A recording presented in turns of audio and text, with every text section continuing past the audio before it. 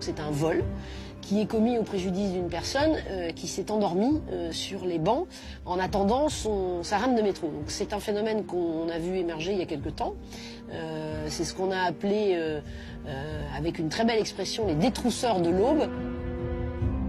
C'est ainsi qu'elle surnomme ces voleurs qui opèrent au petit matin, dès l'ouverture du métro. Leur cible, les travailleurs matinaux pas bien réveillés ou les fêtards alcoolisés qui attendent la première rame. Là, on est dans la technique d'approche. Donc il va s'asseoir. Voilà, il le pousse du genou pour voir si le monsieur dort. Voilà, d'un côté.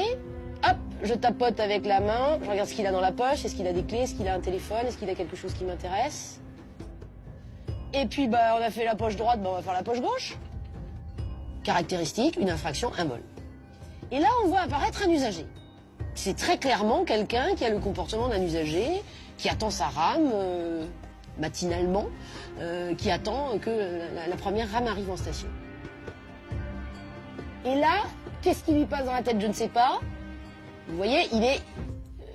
je stoppe vraiment... Il n'a pas l'attitude de quelqu'un qui est... voilà, il n'est pas bien, il est plié en deux. On se demande même s'il ne va pas vomir ou quelque chose comme ça. On se dit, tiens, il est vraiment pas bien, il est malade.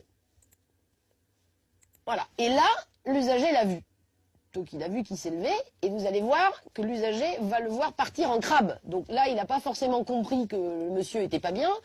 Par contre, quand on va le voir partir en crabe, là, il ne peut pas ne pas comprendre que le type, il est complètement saoul.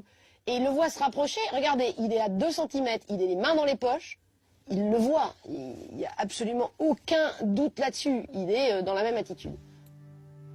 Et il tombe. Voilà, la chute est là, la personne est ici. Regardez l'attitude de l'usager. Demi-tour toute. Et là, je m'en vais, et j'ai toujours les mains dans les poches. Donc il a vu, il n'a aucun danger pour lui-même, la rame arrive.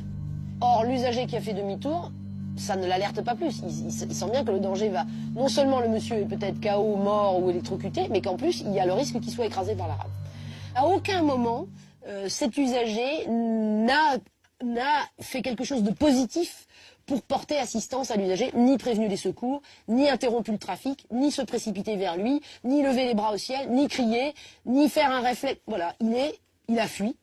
Il s'est comporté totalement comme un indifférent à tout le moins, voire, comme on employait l'expression tout à l'heure, comme un lâche, très clairement. Et le paradoxe dans cette séquence-là, c'est que c'est l'auteur du vol qui, lui, va venir porter assistance. Voilà le voleur. Le voleur, lui, arrive en courant.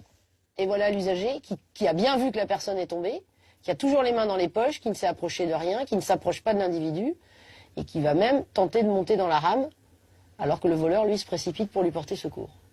Et il va lui tendre la main, il va l'aider à remonter. Par chance, le jeune homme n'a rien. Il est juste un peu sonné. Grâce à son voleur, il a sans doute échappé au pire. Ça montre bien qu'il y a de l'humain derrière ce réflexe de l'assistance.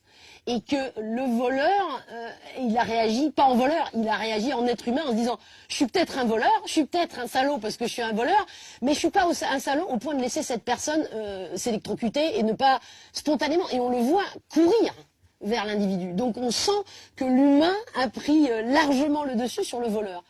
C'est peut-être la belle leçon philosophique que dans tout voleur, il y a un être humain et que dans tout passif, il y a peut-être un salaud.